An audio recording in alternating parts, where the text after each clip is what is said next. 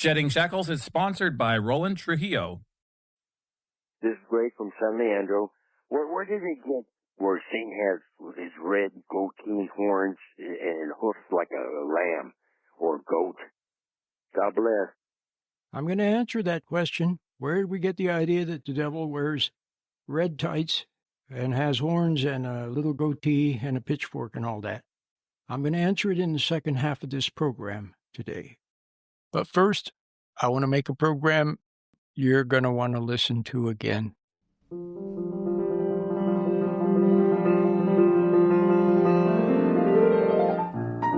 Welcome to Shedding Shackles. Today's topic is Understand in God's Light. And now, here's your Shedding Shackles host, Roland Trujillo.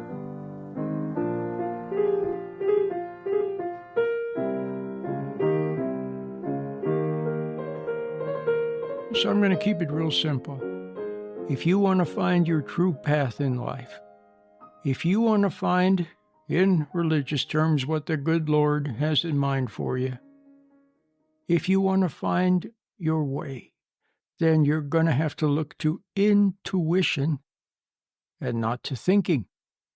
I keep coming back to the quotation by Stephen Jobs where he said, "Follow your intuition." All the great scientists and inventors talk about intuition. People who have been in ultimate situations like a combat zone, for example, or law enforcement officers, they talk about their intuition, trusting that hunch that they have. It keeps them safe, and it's a guide for them. Moms know about intuition, what they know in their heart about their little child. Intuition is your lodestar. And when you fall into thinking, you are falling away from intuition. You can fall so much into your thinking and planning and daydreaming and worrying and trying to figure things out and setting goals and analyzing and second-guessing yourself. You can fall so deeply into that sort of thing that you lose complete track of your intuition where you don't even know that it's there anymore. And when it is there, it's just like a vague anxiety or something. So you've got to get back to intuition. How do you do that? You get out of thinking. And how do you get out of thinking? You get the little meditation that I have. It'll help you to stand back from thought. So you're not lost in thoughts. You want to be the observer of thought, not being lost in thought.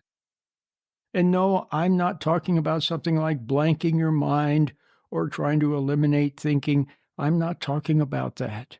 I'm talking about simply noticing your thoughts, but not falling into them. And when you're not lost in thought, you're closer to intuition, closer to what you know in your heart. Call it what you want. Call it conscience. Call it intuition. You can also call it a hunch, a gut-level knowing. What do people say? Trust your gut? Well, you should trust your gut. And what happens when you don't? The morning after the night before, you could kick yourself. You said, what did I do that for? I somehow knew I shouldn't do that, but you didn't pay attention to what you knew in your heart, did you? You paid attention to something clever that was misleading you. Learn to pay attention to what you wordlessly know in your heart. You'll never go astray. You'll always be safe, and God will lead you to the pot of gold at the end of the rainbow. And then in those delicate moments with your partner or your child, those delicate moments when you're searching for an answer, that's it. You're searching. But you lift up your eyes. You see the paintings of saints. You see them with their eyes uplifted. And what are they looking to? They're looking unto God. And they know that if they go down into their thinking, they're not going to find him down there. Down in your thinking, you know what you're going to find down there? You're going to find the devil. He talks to you in your thinking. So, get out of your thoughts, get out of your worries, stand back. Worry never accomplished anything. Stand back from your thoughts. When you fall into them, just take a mental step back and snap out.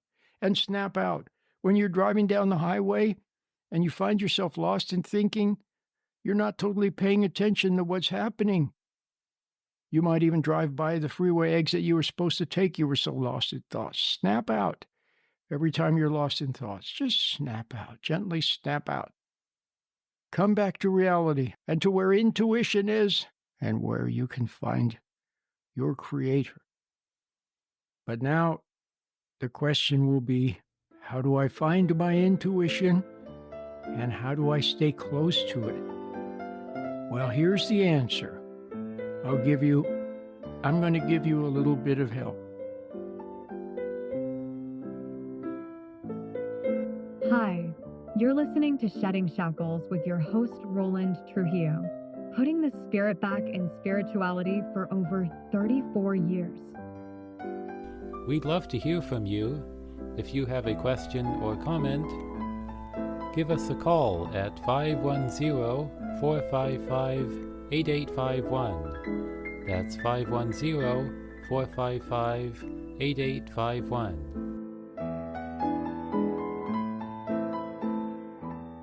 But now the question will be, how do I find my intuition and how do I stay close to it? And here's a clue. It's what you know without words. It's what you know in your heart. Even when you were a little child, you knew some things in your heart, even without people telling you. Intuition is present sight, foresight, and 20/20 hindsight. It guides you, and when you stray from it and you don't follow what you know in your heart, then it's still there, but now we call it conscience. 20/20 hindsight, it makes you realize that you strayed from it and it wants you to come back and follow it. Your conscience becomes troubled when you don't do what you know in your heart and follow some other authority, and mostly it comes from your thinking. And where do your thoughts come from? They come from outside or down below. God rarely talks to us with words. Mostly, he shines a light upon things, and we see which way to go or which way not to go.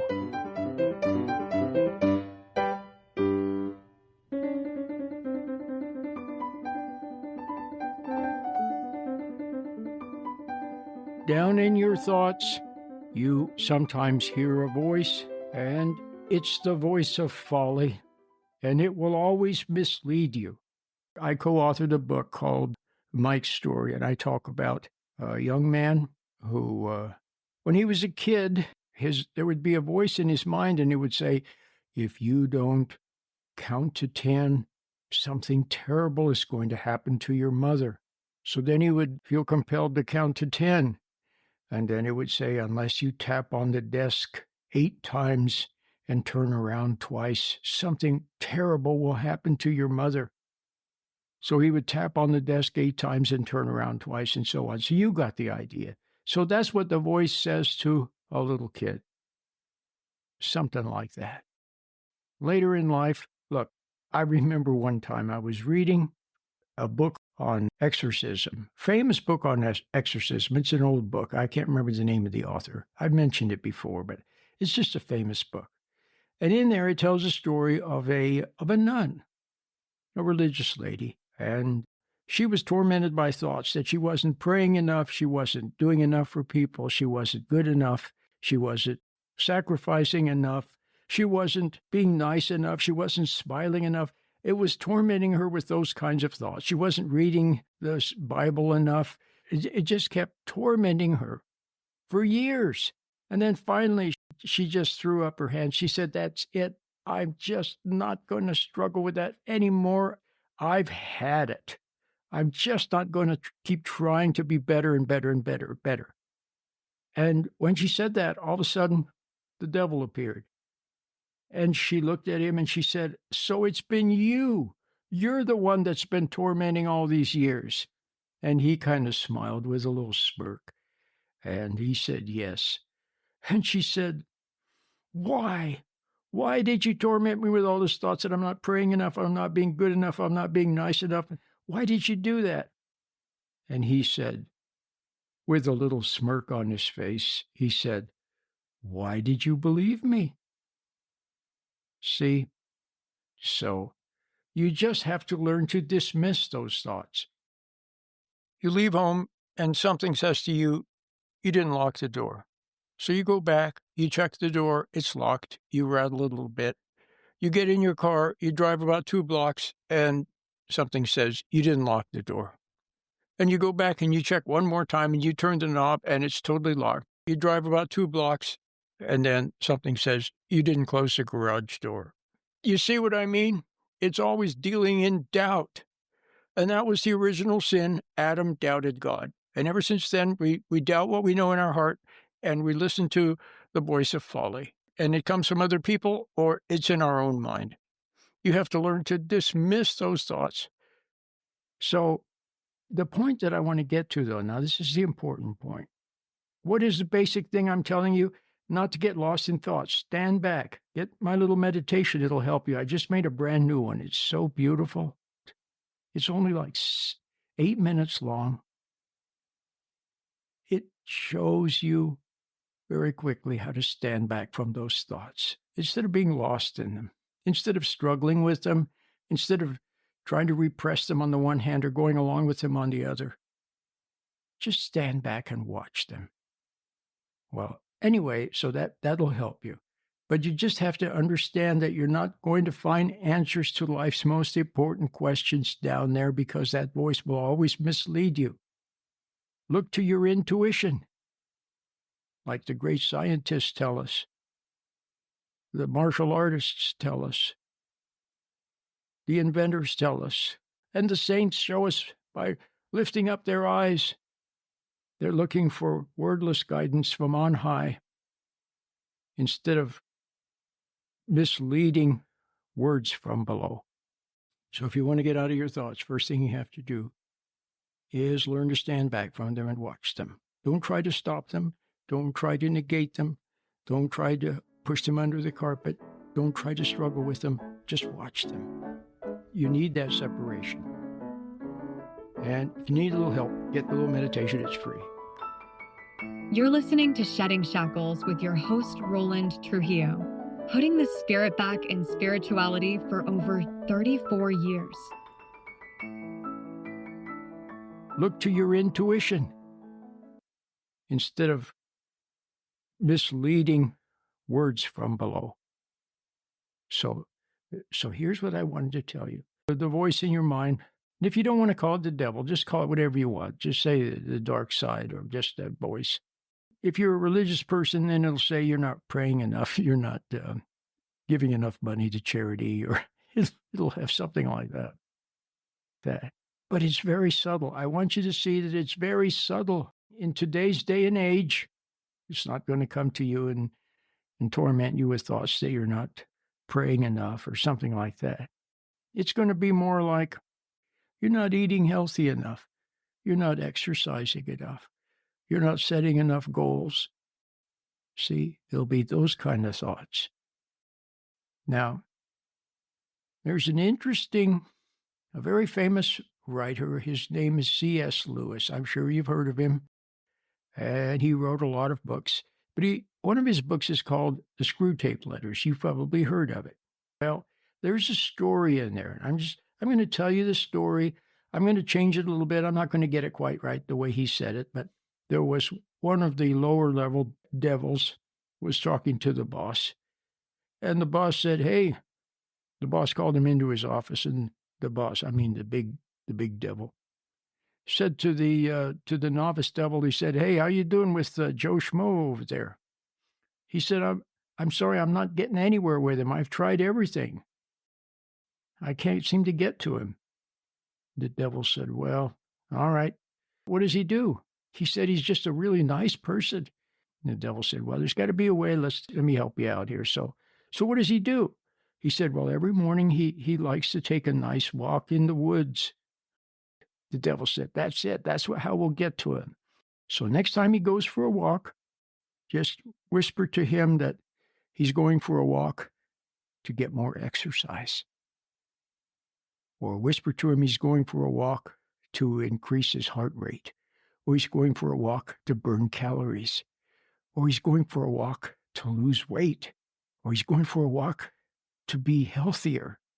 So put those ideas into his mind. And gradually that way you'll take complete control of his going for a walk. You'll change his motivation, and then he's ours.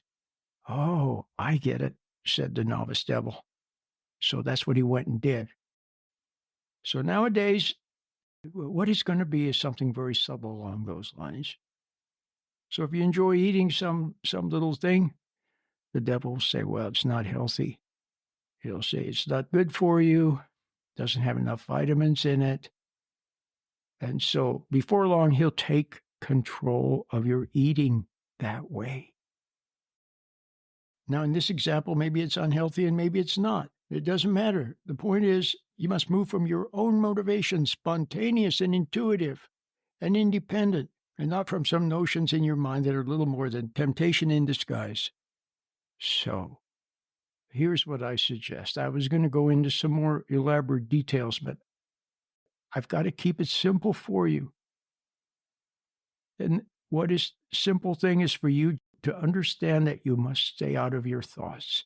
Don't go snowboarding down the slopes of your thoughts.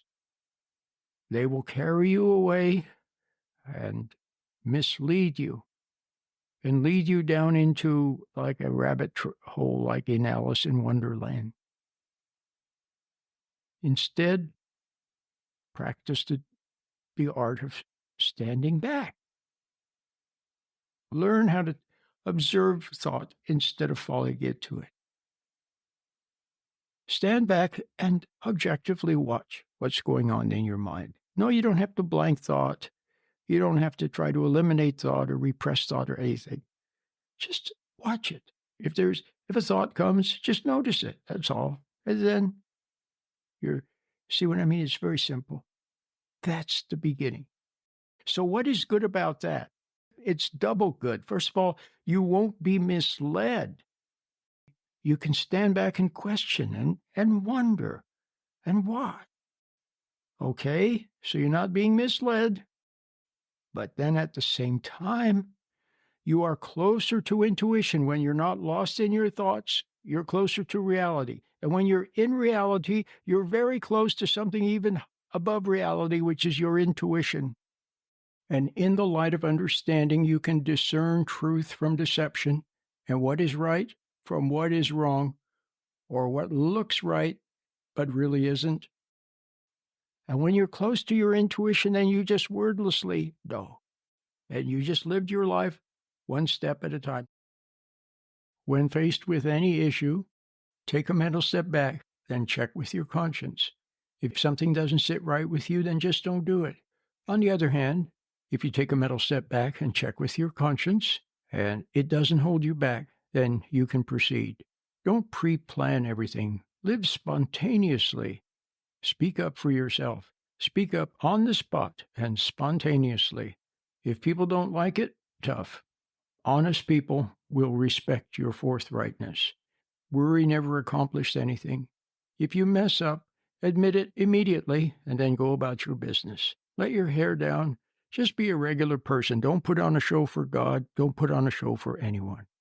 If you feel pressure to do something, take a mental step back and watch. Check with your conscience. If it doesn't seem right, then just don't do it.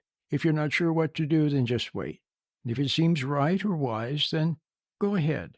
But you're doing it not because they pressured you to do it, but because you see that it's wise. Do you see the subtle difference? You're doing it not because they pressured you to do it, but because you see that it's wise or right. That way you're obeying your conscience. You're not obeying them, you're obeying your conscience. You may be doing what they're telling you to do, and they think you're doing it because they're telling you to. Just let them think that. But secretly you know that you're doing it because you see that it's wise, or you see that it's right. And it gets even better. You're walking down the street and there's an alley. Oh, let me take this alley. That's a shortcut. But somehow something stops you. Somehow you just sense deeply not to go down that alley. So you don't go down the alley and you're safe. Who knows what was in that alley? You see what I mean? But then other times, a door opens up and you go through the door and there you are, prospering, successful, happy. And you just lived your life one step at a time. So if you have something to do, then just do it. All right? Just don't resent doing it. Don't second guess and double guess and triple guess yourself and try to figure everything out. Take a little step, then check with your conscience. If it seems okay, then take another step. And if it's okay, then go ahead. All right? And God allows you to make... See, there's another thing that I like. This is a saying that I heard. It's very true. God allows you to make mistakes, but the devil forces you to be right. God allows you to make mistakes, but the devil forces you to be right. See? Don't let anyone or anything change your motivation for doing something.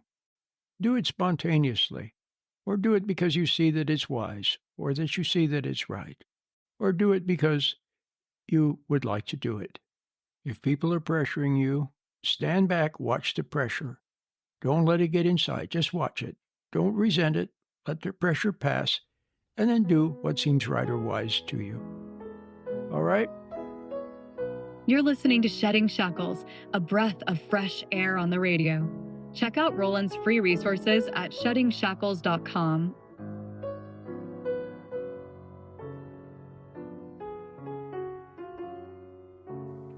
Christ told us to not be anxious over what we will eat or wear, because he said, "Consider the lilies of the field and the birds. God takes care of them, and how much more will he take care of you?" A meditation moment. I'm Jeremiah Trujillo. Do you understand that there's a kingdom of heaven, a parallel dimension? You have been translated out of the kingdom of heaven into another world. It's nice that we have this beautiful world, but there's a way of existing where you can enjoy this world. You have fallen far away from the kingdom of heaven, and all you know is an animal state of doubting, planning and scheming, stumbling, and thinking over mistakes that you made. To find the perfect life, you must find the way to get your guidance from the kingdom of heaven. Where do you find God's kingdom? You find it within. Find more inspiration for your day at sheddingshackles.com.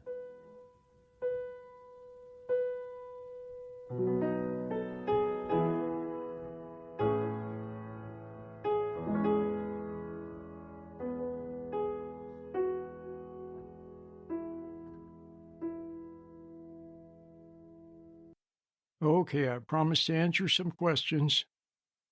Let's take a call. Here's a call coming in on our listener call-in line from California. This is Greg from San Leandro. Where did they get where Satan has his red goatee and horns and hoofs like a lamb or goat? Yeah, well, here's the answer. In the book of Revelation, the devil is portrayed as a dragon, so that's where the horns come from. And then there was a Greek god called Pan who had goat feet, and so that kind of comes in there. Pan was kind of a naughty type of god. And then the pitchfork. Oh, the pitchfork comes from the Greek god Hades, who was in charge of the underworld, and he had a pitchfork. And then the red tights, that's the best part. Well, that comes from the theatrical production. The theatrical production Faust, where the character Mephistopheles wears a Renaissance era costume with red tights. So that's where the red tights come from. And then there were a lot of advertisements that portrayed the devil all in red, and then Disney came in and like that. So that's where we get that. And then there's Halloween. But guess what? The devil is real. No, he doesn't wear red tights and have horns and like that. Sometimes we have humor about things that we're afraid of. And so it's a way of dealing with it by making him sort of cute and have a goatee and red tights and all that stuff. But the truth of the matter is the devil is very real. And that's why we need to find God and Christ, who has the power to bind the devil. Let's take another question. Jeremiah, have you got anything for me? A listener wants to know what would have happened if Adam and Eve did not eat the forbidden fruit.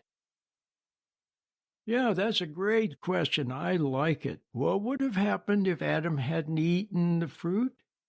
Well, I made a great video. It was actually a radio program, and then I made a YouTube video about how God created love. So, if Adam hadn't eaten the fruit, the forbidden fruit, then he would have just gone on obeying God and lived in paradise, and his wife wouldn't have been angry at him, and she wouldn't have constantly judged him and blamed him and found fault with every little thing that he did, and he wouldn't have suffered. Okay? But there wouldn't have been the choice factor. See? Yeah, the angels, I'm sure the angels love God because they know him and they love him. Most of them do, except for the fallen angels. But God wanted to create lots of love. So, and lots of children. So first he had to make the choice factor. That's the reason for the forbidden food, so Adam could choose. And now with the choice factor, there could be love. True love has to be free. It can't be forced. So choice made love possible, to love God or not love God. So now there was suffering, and suffering made it possible that some people would yearn for God and search for answers, and one day find what they were searching for all their life, the Father they had never known. And that's how God created love. So God created millions and billions of children, and lots and lots and lots of love, and freedom and love. And that's what he did. And that wouldn't have happened if Adam hadn't eaten the forbidden food.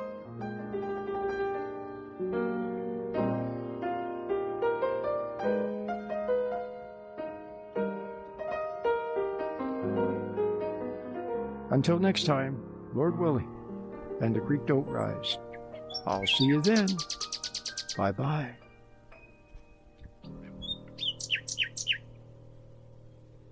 You have been listening to Shedding Shackles with your host, Roland Trujillo. Now you can listen to Roland anytime by logging on to sheddingshackles.com. You'll find lots of free, helpful information, and you can also order materials or make a donation by using your credit card. Once again, the web address is sheddingshackles.com. Please remember that Shedding Shackles is listener-supported. Thank you.